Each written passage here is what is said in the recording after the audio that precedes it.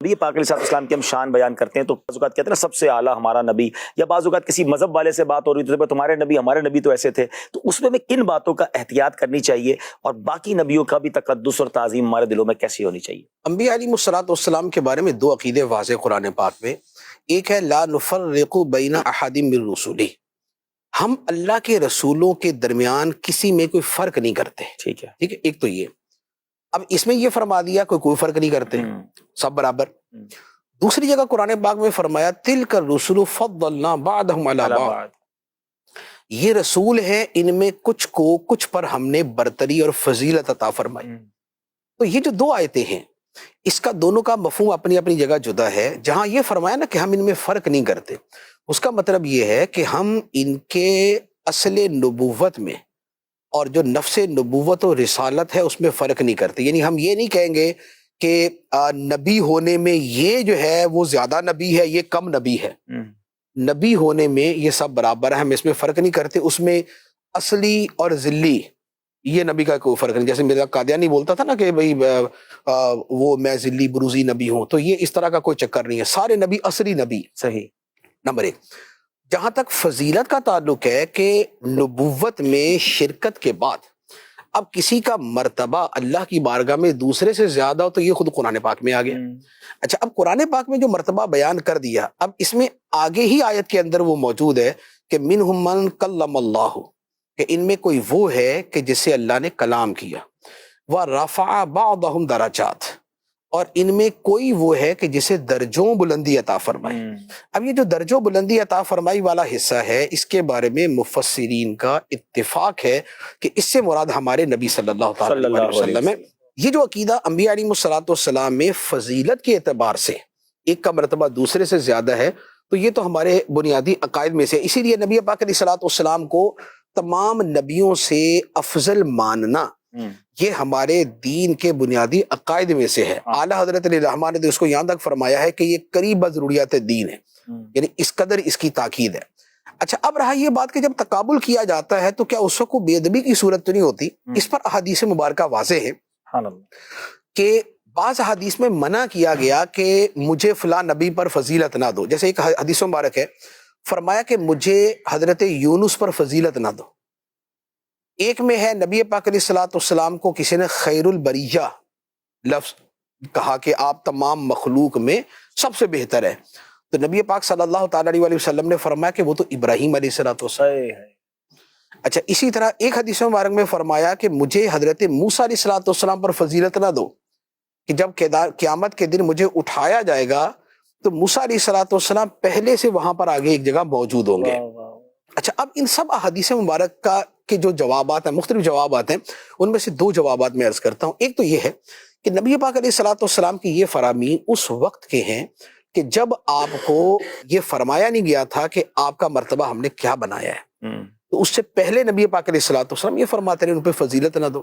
دوسری بات یہ ہے کہ جو اس کی زیادہ بہتر توجیہ ہے وہ یہ ہے کہ نبی پاک علیہ الصلوۃ والسلام کے منع فرمانے کا جو مقصد ہے وہ یہ تھا کہ اس انداز میں فضیلت نہ دو کہ کسی دوسرے نبی کی بے ادبی ہو. جیسے اعلیٰ حضرت علیہ الرحمہ کی بارگاہ میں ایک شاعر نے ایک کلام پڑھا، اس نے کہا کہ شان یوسف جو گھٹی اسی در سے گھٹی. تو اعلیٰ حضرت علیہ الرحمہ نے فرمایا کہ یہ کیا، یہ نہیں، شان یوسف جو بڑی اسی در سے بڑی. حضرت یوسف سرکار کے حسن کا جب تقابل ہو تو ہاں وہ انداز، ٹھیک ہے نا.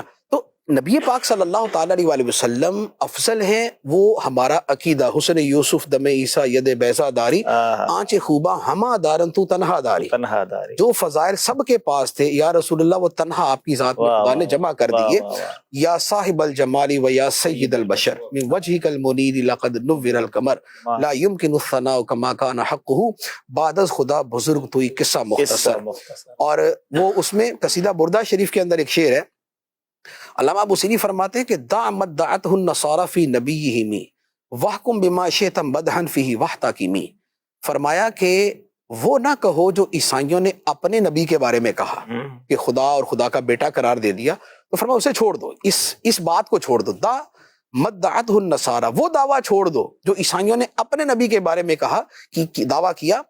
واحکم بما شئت مدحا فیہ، اس کے علاوہ جو فضیلت اور جو مرتبہ اور جو عظمت اور جو شان اور جو کمال تم نے نبی پاک علیہ الصلوۃ والسلام کے لیے بیان کرنا ہے کر دو. وَاحْكُمْ بِمَا شِئْتَ مَدْحًا فِيهِ وَاحْتَكِمِ. تو خالق کا بندہ خلق کا آقا کہوں تجھے. یہی بولے سدرا والے چمنے جہاں کے تھالے سبھی میں نے چھان ڈالے تیرے پائے کا نہ پایا تجھے یک نے یک بنایا. تو وہ حدیث مبارک بھی یہی ہے کہ نبی پاک علیہ الصلوۃ والسلام نے جبرائیل امین علیہ الصلوۃ والسلام سے پوچھا کہ اے جبرائیل تم نے شرق و غرب دیکھے تو کیا کوئی میرے جیسا بھی پایا؟ تو انہوں نے عرض کی کہ قلبت مشارق الارض و مغاربها ولم ارى رجلا افضل من محمد صلی اللہ علیہ وسلم. یا رسول اللہ میں نے زمین کے مشرق و مغرب چھان مارے. سبھی میں نے چھان ڈالے لفظ بھی یہی ہے. قلبتو کا مطلب ہوتا ہے پلٹا پلٹا کے جناب وہ چیک کرنا کبھی کہیں رہتا نہیں ہے. تو قلبت مشارق الارض و مغاربها زمین کے مشرق و مغرب میں نے چھان ڈالے. میں نے آقا کریم علیہ الصلوۃ والسلام سے افضل ہستی کسی کو نہیں میں نے. وَأَحْسَنُ مِنْكَ لَمْ تَرَ قَطُّ عَيْنِي وَأَجْمَلُ مِنْ خَالِدِ النِّسَاءُ خُلِقْتَ مُبَرَّأً مِنْ كُلِّ عَيْبٍ أَنَّكَ قَدْ خُلِقْتَ كَمَا تَشَاءُ. تو یہ جو ہے کہ وَأَجْمَلُ مِنْكَ لَمْ تَلِدِ النِّسَاءُ آپ جیسا جمیل تو کسی ماں نے جنا ہی نہیں.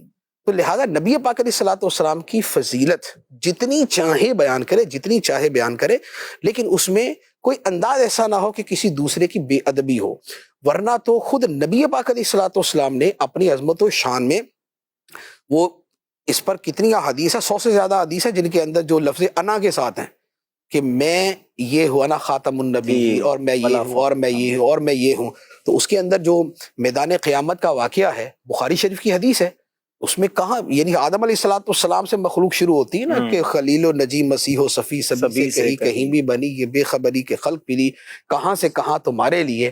تو وہاں پر سارے انبیاء کے پاس سے ہوتے ہوتے آخر میں حضرت عیسیٰ علیہ الصلوۃ والسلام یہ کہتے ہیں کہ کہیں گے اور نبی اذهبوا الی غیری میرے حضور کے لب پر انا لہا ہوگا. تو حضرت عیسیٰ علیہ الصلوۃ والسلام نے کہا تھا کہ اس کام کے لیے تم نبی پاک دربار محمدی صلی اللہ علیہ وآلہ وسلم میں جاؤ کہ آج وہی ہیں جو بے غم ہیں جو بے خوف ہیں جنہیں اپنی جان کا خوف نہیں ہے. تو یہ جو حدیث مبارک ہے جو سرکار صلی اللہ تعالی علیہ وآلہ وسلم نے خود بیان فرمائی اور جو ہمارے ایمان اور عقیدے کا حصہ ہے تو یہ سرکار علیہ الصلوۃ والسلام کی شان بھی ہے.